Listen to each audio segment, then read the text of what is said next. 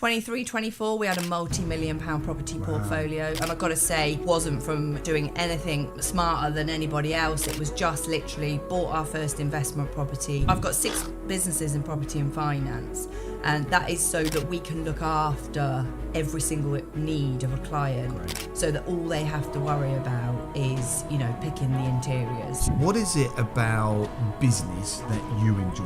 It's the people. It's the people. It right, is the people, okay. the interesting people, and the way that you can change lives. So I have got over 20,000 clients just in my mortgage business.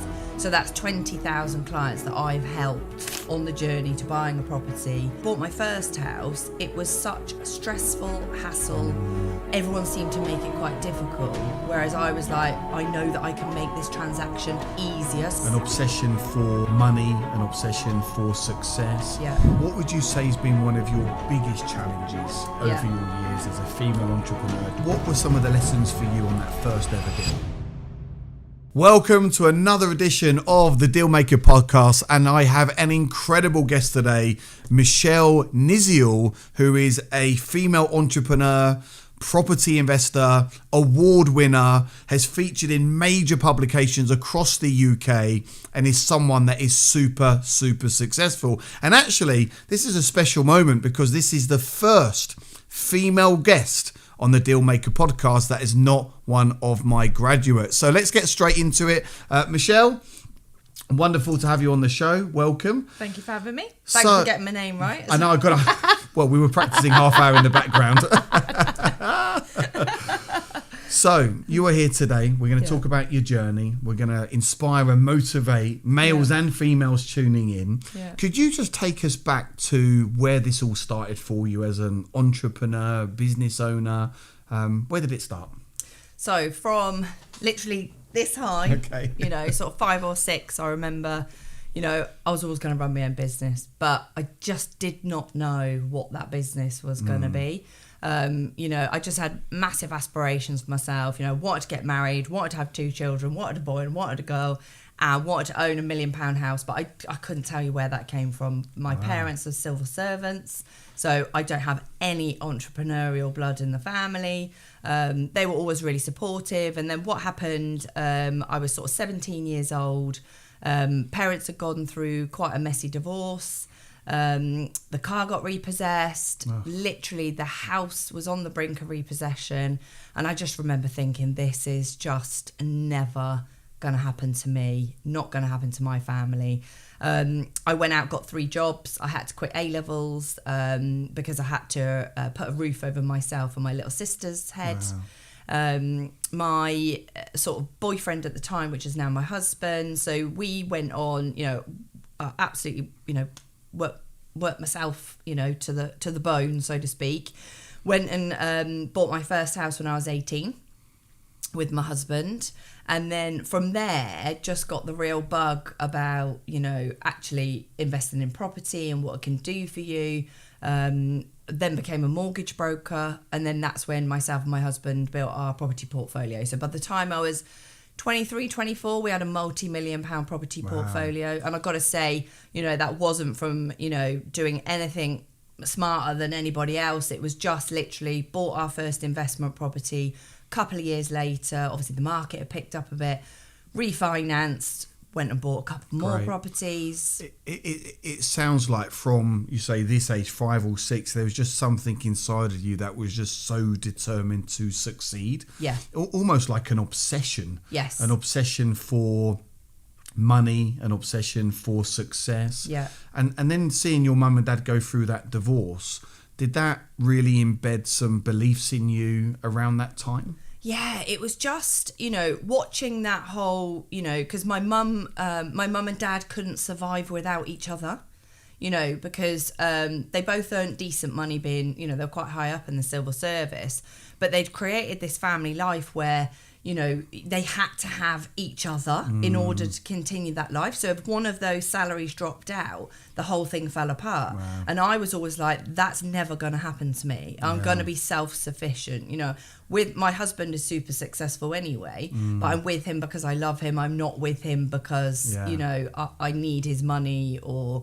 and I think that was really important to me. And And if we go back to your early 20s when you got your first ever property, what were some of the lessons that you learnt from that first deal? Because there's a lot of people tuning in that want to get on the property ladder. They're not quite sure if it's right for them. Yeah. And sometimes I say, look, just get the first one. The magic will start to happen. Absolutely. What were some of the lessons for you on that first ever deal? So, so this is quite embarrassing considering this is what I do now. But so the first house that we ever bought, it was basically a 2-bed house that had a 2-bed extension. So not very pretty looking from the outside at all, but really quite big on the inside. And the day we got the keys, we parked our car on what we thought was our drive. Okay. And because the estate agent had said, this is all your land. And then the neighbours came and knocked on the door and said, oh, you do realise that that is a shared drive. And I was like, no. So lesson number 1, make sure you read all the legal stuff. Yes. And make sure you read all the deed information and get your solicitor to go through it with a fine tooth comb. But yeah, that was quite a big learning curve. That was my first house, and that was quite a big learning curve. Great, but you followed the process, like you say, buy, refurbish, refinance. Yeah. Can you remember? Did you pull all the money out of that deal on the refinance? Did you leave some money in the deal? Pulled out as much money as we could. Great. So pulled out as much money as we could, and then invested in another property, and then 2 years later pulled out as much money. It was slightly easier back then than it is now, but pulled out all the money. And then you've gone on to build, your property business. You now own a letting agency. Yeah. You serve high net worth investors, and we'll talk about that in a few moments. What is it about business that you enjoy? Yeah. It's the people. It's the people. It right, is the people, the interesting people, and the way that you can change lives. So I have got over 20,000 clients just in my mortgage business. Wow. So that's 20,000 clients that I've helped on the journey to buying a property. And I think when I bought my first house, it was such a stressful hassle. Everyone seemed to make it quite difficult, whereas I was like, I know that I can make this transaction easier. So my little strap line when I'm dealing with a client is all you need to worry about is buying your sofa. Okay. That's the fun bit, because I love a bit of interior design. So you leave everything else. Right. So I've got 6 businesses in property and finance, and that is so that we can look after every single need of a client. Great. So that all they have to worry about is, picking the interiors. So they literally come to you, have a consultation, and then you can literally do the entire service. Yeah. Introduce them to legal team, I take Absolutely. it. Do the mortgage. Yeah. Do any refinancing. Absolutely. You Refurb, name it, everything. All right, so you've got the whole refurb team. I've got the whole thing. Fantastic. So that, because what do they say? Getting married, having a baby, buying a house, 3 most stressful things that you can do. I can't help the baby thing. I can't help the marriage thing, but what I can do is make sure that end-to-end service is there so that it's completely hassle and stress-free when you're buying a home. And then once you bought your first home, I'm a big advocate for, let's build your property portfolio. Where are you going with this, with retirement? Great. Sure. I mean, only because I've done it myself. I would never do something that I've never done myself. Yeah. And without trying to be too, look at me and vulgar about money, I've made so much money in property and investing in property and churning it. You know how valuable an asset it is. Yeah, absolutely. So you're saying you have people that come to you as they just want to get their first ever family home, and now they've turned into property professionals. Yeah, absolutely. Wow, that's and incredible. I've retired so many clients. Wow. So I remember one client coming in to see me, and they were sort of early 50s, and they basically came in there, one buy-to-let and another property that was unencumbered. So didn't have a mortgage, and they just thought they were coming in for a buy-to-let remortgage. They walked out of there retired. They literally quit their jobs because I'd built them a property portfolio of 9 houses within the next few weeks. Wow. So I was just able to refinance the buy-to-let and refinance their quite a large property that had been left. Yeah. And they literally resigned. They resigned on the Monday. They still are retired to this day, even with all the financial market. One conversation, one asset, one deal. Yeah. And you don't know what you don't know. So absolutely. What do you So that's something that you enjoy about business. Yeah. What would you say has been one of your biggest challenges over your years as a female entrepreneur trying to make it in this big world? Yeah. What's been one of your biggest challenges and how have you overcome that? Genuinely, I think building a team has been, really difficult for me in the sense that, I've always thought, I'm so super driven, you think you're normal. And that's not disrespecting. We're a bit weird. Yeah, it's not disrespecting anybody else who doesn't run a business, but you can only think how you think. And actually, I've worked with a lot of professionals now to make me realise that actually my standards on myself are so exceptionally high that actually it's impossible for your team to live up to those expectations. So actually it's not about them not succeeding, it's about actually lowering your expectations and also like good is good enough. So it's taken me a long time. And almost like I get point. really frustrated with some of my staff, and it's like you have to allow them to make some of those mistakes. Totally. They're not going to treat the business like I treat my business. Yeah. And if everyone was like us, then we'd have no staff. Absolutely. Because they'd all be doing it themselves. Absolutely. Right? But it takes a while to get there. So what's some of the stuff that you do to treat your staff well? The culture. What would you say is the culture within your company? So my culture is I am such a big pusher on them personally developing. Great. I love that. To the point where previous staff have gone off and set up their own businesses and or gone off to do mega successful jobs elsewhere. But I bring in, and especially now I spend an awful lot of money bringing in external professional people because I don't know it all. I don't know it all. And they work with the team to, personally, professionally develop them. Plus we do an awful lot of charity stuff, which the team love. Yeah. So, we get massively involved in local community stuff. And I just absolutely love, I'm a bit of a socialite, so we socialise a lot together. Great. That normally comes from them actually, so they'll go, oh Michelle, we haven't been out for like 3 months, can we nice. Go on a girls' night out? So yeah, I think it's just treating them with respect. And in my business, because you're working for an entrepreneur, you have your own business unit, so it does not matter whether you're admin or whether you're a letting agent or you're on the compliance department, that business unit is yours and I give you full autonomy. So I'm such a hands-off, I'm not a micromanager. So they need to be able to run a business within a business, don't they? Yeah. And treat it like it's their own and have their own set of KPIs and targets and drive themselves. Yeah. I think that's a really good thing to do because a lot of business owners are... And we can all become control freaks, but when you start to micromanage, that's when things can. You just end up becoming a manager and not a not a business owner. Absolutely. And it seems to me, Michelle, that you're really big on relationships. Yeah. And driving the business forward, like the vision of your company. Absolutely. And you want those people to come along with you. Absolutely, because if you're not working on their professional development, their confidence, then they're not going to be. I'm very rarely in the businesses anymore. I like coming out and doing this. This for me is my new job. It's fun. It's so you can't be pushing those people down and then expect your businesses to run when you're not there. So a huge advocate for pushing them forward. So if we look at some of the sacrifices that you've made over the years, because this is important, right? We get a lot of people that want to become business owners, property investors, but they're just not willing to make the sacrifices. Why do you feel people don't succeed? So that's one question. And then the second question is, what are some of the personal sacrifices that you've had to make to get you to where you are today? I think people don't necessarily succeed if they don't want it enough. If you're not passionate about what you do, so you might come up with an idea and go, oh right, I'm going to go and set up this business, a fashion line or something.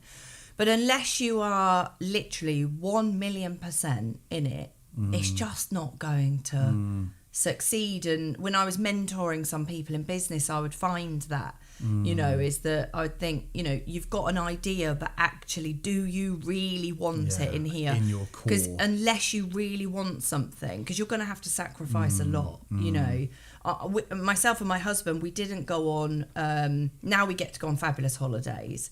But whereas our friends, we had a mortgage when we were 18, our friends were travelling the world. our friends were going on backpacking around the world, and I was like, no, I want to invest in my business, So we would go on one of those holidays, them 200 quid, you don't know where you're going. I was laughing. Tickets out of the sun type thing. Totally, yeah. And it was like one holiday a year. And I think that people go, they look at you now and go, oh, it's all right for you. And it's like, no. For 20 years, we pretty much did that, and now we're reaping the rewards and the benefits. And you said earlier before the podcast that you delayed having children as well, because you didn't want them to go through what you went through with your mum and dad. And you wanted them to be secure. And you made a decision years ago that you wanted your children to have the best of everything. Absolutely. And the private schooling. Yes. And I think that is something which people just don't do. People are having kids left, right and centre, and people that are really poor are having children, and it's like, is that really fair on those children? But you decided not to do that. Yeah, I think it's down to, your individual, I've always been dead set on, I always wanted to go to a private school, and I don't know why. I don't know where I heard it on telly or whatever. But I just knew that, I was quite bright, but I think I always had it in my head at a private school that you're potentially pushed maybe a little bit further. And I do think, perhaps I could have been more successful. Also, it's the confidence. So I think confidence-wise, I think that is what is instilled in you from quite an early age in a private school. Yeah. And it's something you can't teach, and it's something that, will carry you a long way. So for me, I didn't have my first child till I was 32, which was what I wanted, because I wanted the big house. I wanted to be able to afford for the children to be in private school before I had them, and then... Great. So I had the first one at 32 and then the second one at 37, and the husband wants more, but that ain't happening. You got your two. I've got my two. Your got my boy, got my girl. Do you get to go on nice holidays now? I do get to go on nice holidays. Okay, great. And drink champagne Absolutely. And have lovely things. That's really, really, really, really good. What would you say is one of your biggest drivers today? So... do you know what? It is just still success and what that success means to me. So I think, I'm hitting 43 this year. Wow. So I want this. You've got great energy, by the way. Oh, thank you. You can say really good energy. You can say there's a lot of focus and clarity. Like, you are definitely a woman that just knows what she wants. Totally. That's the feeling I get anyway. Yeah, totally. I think the mission for me now is I've got a good 7 years now where I want this to be my legacy, so I as far as I'm concerned, I've spent 20 plus years running my businesses, honing my craft. You don't know everything, but as pretty much as I feel like an expert in my field. Great. I'm probably one of the only females in the country to be, qualified in everything that I do. And now it feels like my time, to go, right, the next 7 years, I want to be known as the leading female expert. Fantastic. In the UK, and I want to make my kids proud. I really want. I get to wake up every morning, and other people are not that lucky. So it's like about making the most out of every single day and doing stuff that you enjoy. So great. I do enjoy this. The filming, the meeting new people, content creation. Yeah, but the meeting the really interesting people, and for me, that is meeting other entrepreneurs. And you're not going to meet them sitting in your office. No, great. So you like to get out there, build the relationships. I say 70% of your time should be built on relationships. Absolutely. Existing relationships, new relationships. So look, what would you say to anyone now tuning in? They want to become an entrepreneur. Let's try and talk to the females of the audience. They want to become an entrepreneur, or maybe they're just starting out, but maybe they've got some struggles. Maybe they don't believe in themselves. Maybe they've got some negativity in their family. Maybe they're struggling with time, finances. What would you say to those women wanting to break through that don't quite believe in themselves, or they're not quite getting the result they want to get? Yeah, and I know this because not one person wanted me to set up my own business. Right. So it was just, I knew in here that that's what I was going to do, and I think sadly for women, we do suffer a lot with imposter syndrome. We do have those, can we actually do this and be a mum? Still be a good wife, still be a good friend. And basically, you've got to really get the right support network around you. So join a entrepreneur circle, or, if it's particularly females that you want to have that network with, join a network where these women are going to really hold you up and support you, because, through the years, I've shed friends, I've shed, people that didn't want me to be successful, or they feel like they're being left behind because you're successful.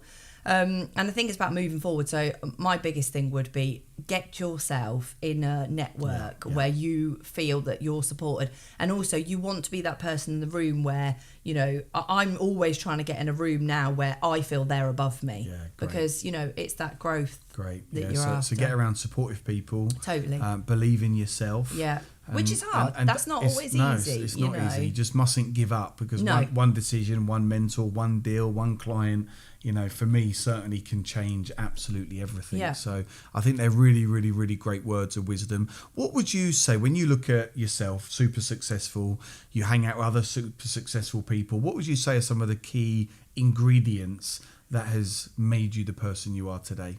I think it is just the drive for self-improvement, if I'm being totally honest. So I have worked with therapists, I have worked with psychologists. They've all said, I don't think I've ever worked with anyone who is so self-aware and honest, because I'll go into a session and be like, I've done this week, I don't think that's great. All you can do is don't beat yourself up. No, I love that. You can just sort of go, right, take on board, I know what I've done is wrong.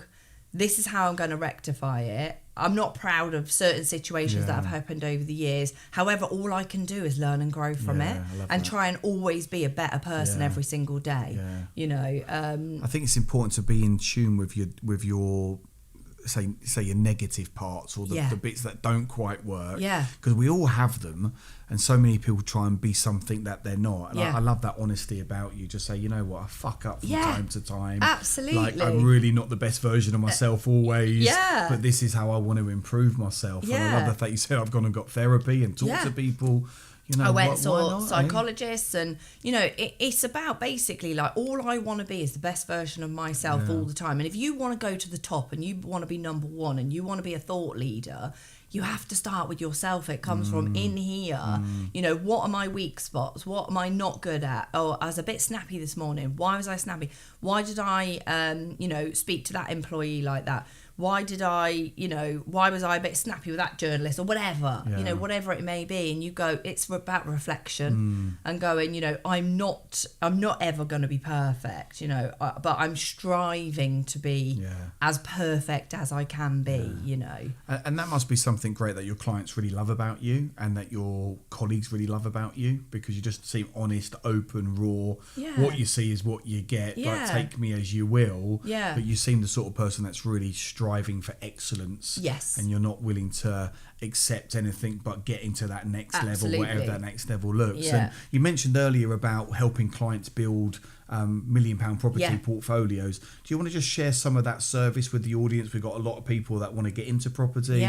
We've got a lot of high net worths that will listen to this. What is that service that you offer then, Michelle? So basically it's a bespoke end-to-end service. So I need a minimum investment, because I'll only do it in Bicester in Oxfordshire where I live. It's expensive. It's expensive.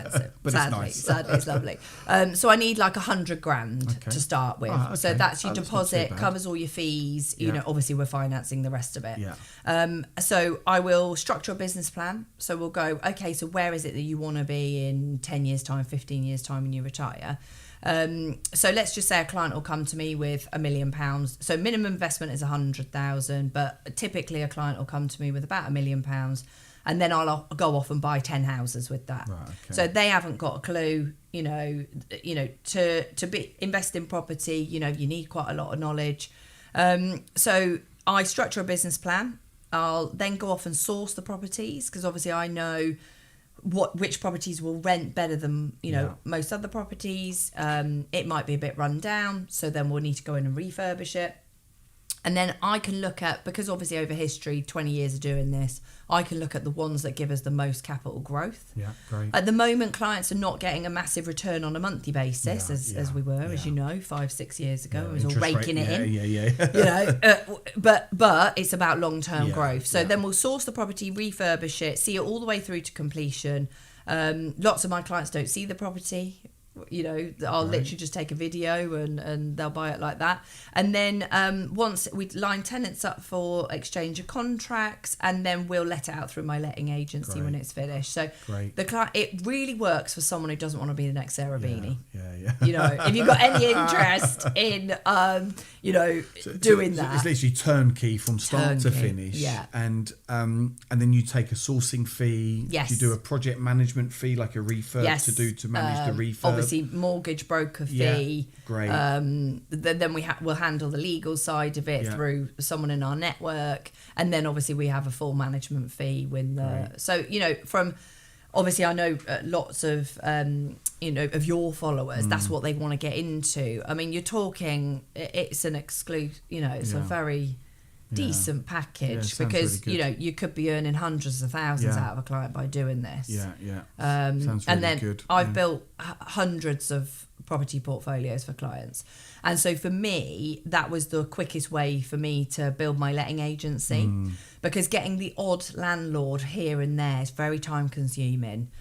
Costs you a lot of money in advertising, all the rest of it. If you can offer that service where you go, look, Mr. Landlord, I'm going to do everything for you. I'm going to build you this property portfolio, and then I'm going to look after it. They go, oh, where do I sign? So how do you typically find those clients now? Is it a lot of word of mouth? Would you say? They come to not me. Not a great deal of advertising. No. I think if I was probably better at LinkedIn, you know, I could probably really go for it. But it's just one of those services that, you know, those clients will mix in certain circles. It's not one of those I think it's not one of those businesses that personally I think you can massively sell to, because people who mix in those circles don't like to be sold to. It's very much they know of me, then they go and do a little bit of homework, you know, check out a company's house, make sure that you've got a few quid, you know, before they hand over all this money to you. But yeah, it's very much of like word of mouth. But I think someone starting out, it's the networking. You know, you want to go to these property investment networking clubs, because again, it's just built on relationship. Great. So what does the future hold for you then? You said, talked about the next 7 years. You know, what's going to be like the perfect day for you? Where do you see yourself in the next few years? The perfect day is this. Great. You know, meeting people like yourselves, lots more TV shows. So I absolutely love the production of a TV show. Was The Apprentice the first TV show that you did all those years ago? Yes, I think it was. You just got the bug for it. I just loved you know, like the contestants were really lovely, and I'm still in touch with them now. But it was actually like there's like 200 people that you meet on that show. Wow, So fantastic. from the runners to the executive producers, I just loved everything about it. Great. Yeah, it's the learning, isn't it? You know, I think we have a passion for learning new stuff, and you know, I'd see myself on Dragon's Den. As a dragon. Everyone goes, well, what would you go in a pitch as? And I'm only like, as a dragon, I've got to be dead. You got the hair, you got the style for it. Absolutely. I can see you being quite fierce in that hot seat. Exactly. So do you see yourself now really wanting to invest into businesses as you evolve? Definitely, I think for me, you know, we've got quite a large property portfolio, myself, my husband. We've invested in a lot of property, commercial, residential. And I just love people now, you know, and investing in their businesses. So building up my portfolio of businesses, that's the dream. That's the dream. So I've got 7 years, Leah. Okay, let's do it. You're going to do great, Michelle. So we're sort of nearing the end of the podcast, which has been incredible, by the way. It is called the Deal Maker Podcast. What does a deal maker mean to you? So, deal maker. It could be anything from, you know, taking on that employee to, you know, for me, it's about making money, if I'm being honest, you know. So investing in a property, and then, so for instance, I bought my office, which actually is a pub. And I've literally made, I've got to say, close to £1 million on it. Wow, awesome. In a couple of years. So for me, that's a deal maker. Making the money. Seeing the transition through. When you get a great result like that and you make a big win, how does that make you feel? Oh, you can tell. Buzzing. Buzzing. Come on. I'm a salesperson at the end of the day. So it is all about, you know, for me, it is about the deals. Wonderful. And, you know, that's the thing that still drives me. Great. Okay, last few words of wisdom or inspiration, please, Michelle, to the great audience we have. I think just follow your dream and don't let anybody else pull you down. I've had so many of that over the years. And, you know, especially like the female audience that you've got is put your head above the parapet. That's the only way that you're ever going to get noticed. Wow. Surround yourself with an amazing group of people that have really got your back and that will support you. And yeah, you'll do it. Wow, fantastic. Well, thanks for coming in. Thank you. It'll be great to have you in at some point again in the future. Yeah, and we'll get I'd an love update that. from you. And where can people find you, Michelle? Have you got... So my Instagram handle for like entrepreneurial ism is Okay. at the empowering entrepreneur. Great, fantastic, brilliant. Well, look, there we have Michelle. What a fantastic guest we've had on the podcast. Shared loads of golden nuggets with you. Obviously, the key word here is implementation. Believe in yourself. Take massive action. If Michelle can do it, you can do it too. So make sure you go and check Michelle out. Thanks for tuning in to the Dealmaker podcast, and I look forward to seeing you on the next episode.